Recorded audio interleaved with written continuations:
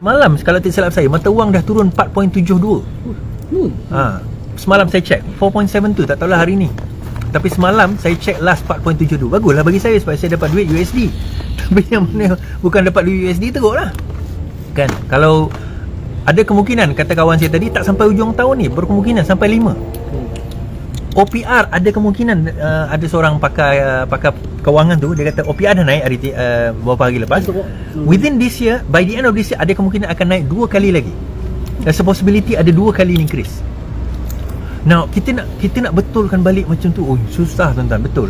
Even kalau Pakatan Harapan menang sekalipun, dia bukan kerja semalam. Itu yang sampai dulu, ingat Mujahid sampai collapse. Ingat masa kita mula-mula berkuasa dulu kan, tengah-tengah collapse. Sebab apa? Ustaz Mujahid sendiri mengatakan dia tak tidur malam sebab masa tu dia nak betulkan dalam the first 100 days tu. Pergi meeting sana, pergi meeting sini. Yang ini orang tak nampak. Yang orang nampak dia collapse je. Yang nampak kita collapse je. Itu je masalah dia. Okay.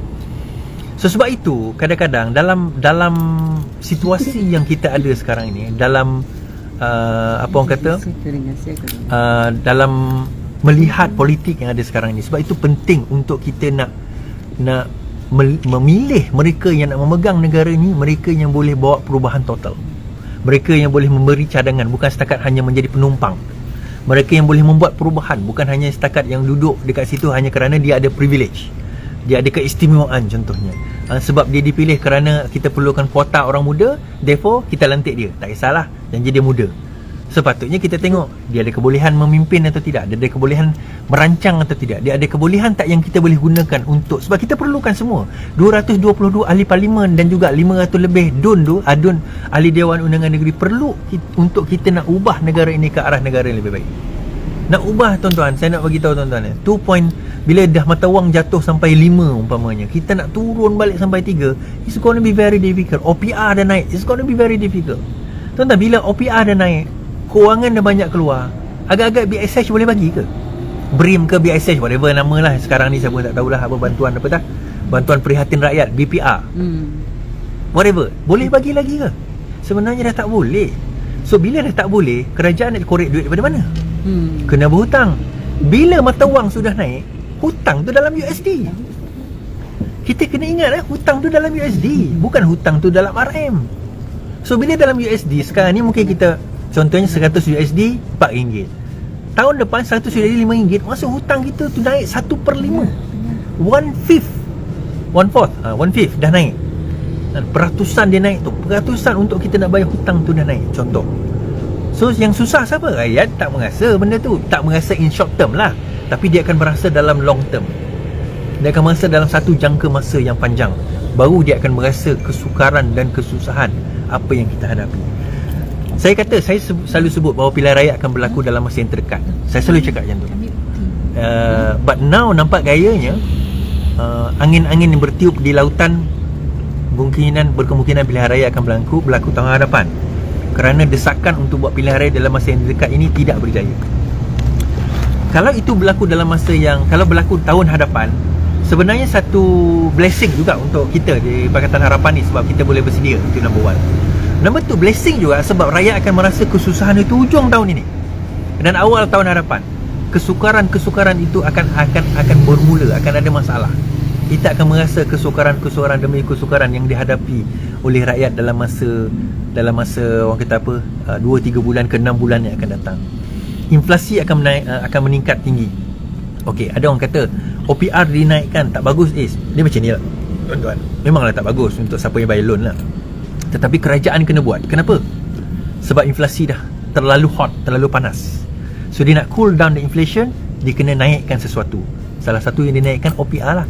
So bila rakyat kena bayar lebih kepada loan, dia akan kurang berbelanja, therefore akan kuranglah inflasi tersebut. Itu pada pandangan pemikiran dia. Tetapi for me, itu akan mewujudkan satu adverse inference, satu keterbalikan yang negatif dalam dasar yang lain, dalam perkara yang lain. Sebenarnya ada kaedah dan cara lain yang kerajaan boleh lakukan untuk kita nak tangani short term and long term inflasi. Sebab tu yang bila Anwar Musa kata inflasi apa, kumpulan jihad inflasi, tak ada kena mengena dengan OPR, itu maksudnya dia tak tahu ekonomi lah. OPR tu dinaikkan atas tujuan untuk nak reduce, untuk nak cool down the inflation. Nak cool down the inflation, itu tujuan OPR dinaikkan. Kalau tak, buat apa dia naikkan OPR? Kenapa dia nak kena susahkan rakyat? Kan? Itu kenapa nak susahkan rakyat? Apa perancangan PH nak pulihkan ekonomi? Sebenarnya bagi saya lah, the number one problem in our country, the number one problem yang ini orang tak berapa nak nampak, is actually rasuah. That is our number one enemy in this country. So tangkapan besar-besaran itu kenapa? Kenapa saya kata demikian? Okay, Wall Street Journal kot, kan remember ke ada satu The Times ke apa yang keluarkan berita dia, antara corruption paling tinggi, the cost of doing business paling tinggi adalah di Malaysia. Kenapa tinggi cost of doing business di samping tax, kita bayar rental dan sebagainya? Because we have to pay bribery. Kita kena bayar apa orang kata, rasuah. So the moment kita mula attack on rasuah, the moment kita mula orang kata apa, really fight on rasuah, memperkasakan SPRM, polis dan sewaktu dengannya, pada masa itu kita akan dapat nampak significant change. Of course, dia tak akan berlaku sekelip mata. Tak adalah kita tangkap semua hari ni, esok tu ekonomi elok, tak.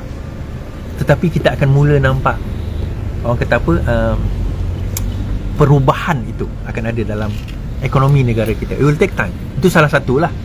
Di samping itu, kita kata kita kena reduce a lot of cost. Banyak cost kita kena kurang. Banyak cost kita kena apa orang kata, kena reduce. Dan daripada situ baru kita akan nampak perubahan yang akan berlaku dalam negara kita. Alright. Sebab itu tempoh hari saya dah bercakap tentang isu Hadi kan. Hadi cerita kan, dia kata semalam saya cakap benda ni, tapi sebab internet saya problem lah tadi. Haji Hadi dia kata apa? Oh, ramai pemberi rasuah itu daripada kalangan orang bukan Islam. Betul, 57% Cina, 32% India. Saya kata betul, saya tak menafikan dakwaan tersebut. Kajian 2010-2014. Tapi dia berhenti kat situ. Sebab kata orang putih, half truth is a whole lie. Dia tak tengok yang seterusnya. 82% penerima rasuah adalah Melayu, di mana 98% adalah lelaki. Kemudian dia buat kesimpulan, Harakah Daily buat kesimpulan, dia kata apa? Sebab itulah di kalangan orang-orang PH ni ramai pemberi rasuah. Sebab kan orang PH ni ramai orang bukan Melayu. So dia buat kesimpulan macam itulah.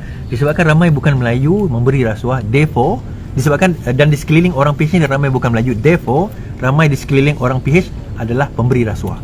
Kalau itu konklusi bodoh dia, bermaksud ramailah di sekeliling orang PAS dan juga orang UMNO ni penerima rasuah. Sebab ramai orang Melayu bersama dengan PAS dan UMNO. Betul tak? Kalau dia guna konklusi itulah kan. Itu dalam dipanggil, dalam debate dipanggil haste generalization. Satu generalization yang sebenarnya tak, itu salah cara melihat statistik sebenarnya. So saya sebut bagaimana statistik yang betul, cara kita melihat statistik betul. Dia bukan isu Melayu, Cina, India. Dia isu pembudayaan rasuah dalam negara kita. Saya sebut benda tu. Kenapa ramai Cina, India ni bagi rasuah? Kenapa ramai Melayu menerima rasuah? Sebab Melayu ni pemegang kuasa. Bukan Melayu ni kebanyakannya adalah orang yang memegang ekonomi. So bila dia nak buat bisnes, sampai kepada Melayu yang pegang tender projek, pegang tapak, pegang sebagainya ni, bila orang Melayu ni kata, ataupun pegawai tu kata, takkan tak ada apa-apa, kan, takkan tak ada apa-apa kan, berapa? 10% dapat 300, salam dapat 300,000. Itu sama punya kes kan. Kalau itu dah ada, so dia orang sebagai businessman, dia akan fikir, alamak, kalau tak bagi, aku tak ada bisnes, so aku bagi. Sebab apa? Dia dah minta, kita terpaksa bagi. Ini cerita betul tuan-tuan. Cerita betul. Sepupu saya, dia supply satu komputer di jabatan, di majlis agama. Saya tak nak sebut agama negeri mana lah. Di mana tu majlis agama. Kata supply komputer desktop, dia nak invoice lah. Dia nak invoice. Sampai kat kaunter, cik, dia kata takkan invoice nya. Nak chop ni kenalah ada sesuatu. Dia tak faham sesuatu apa, nasi biryani ke kan, dia kata ni ke, kalau nak chop ni lambat dia nanti cik. Ini majlis agama ni tuan-tuan.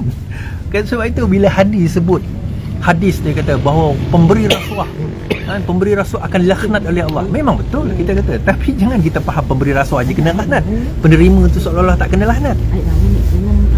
So sebab itu kita kena bawa benda ni, kita kena lihat holistically, kita kena tengok bahawa yang menyebabkan kerosakan dalam negara kita adalah disebabkan oleh golongan-golongan. Dan kalau kita nak cabut rasuah ni tuan-tuan, kita kena cabut daripada akar dia. Bukan setakat yang jerung tu kena kita tangkap, yang ikan-ikan bilis pun kita kena sapu juga. Sapu habis.